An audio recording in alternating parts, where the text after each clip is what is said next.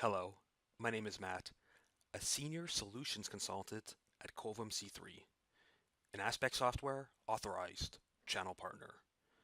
And this is our Aspect Software Troubleshooting Tip number 6. This week one of our clients had an issue when two of their agents tried to attempt a schedule trade. The error, and it's a long one, your security profile does not include the permission that is necessary to modify segments with the segment code for this nominal date when attempting a schedule trade. So of course you don't want to change anything with your EWFM so your agents have the ability to modify segments. So how do you get around this? Schedule trades have different logic than segments entered through Empower or the WFL schedule editor. Trades go through the trade rules and requests go through checker rules. Both function, schedule trades and segment requests, need the underlining permission to add, change to, change from, modify, and delete within the security profile instance locks of the official schedule editor.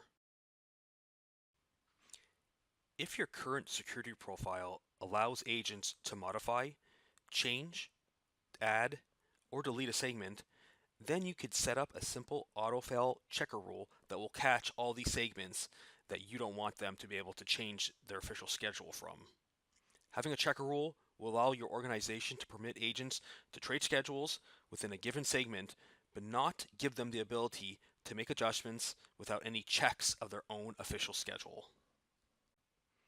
First, you will need to give the agents add, modify, and delete privileges for the segment or segments in question under their security profile. This can be done under Administration, Access Control, Security Profile. Select the security profile definition linked to these agents. And under the instance locks, you'll see Functional Area. Here's an example.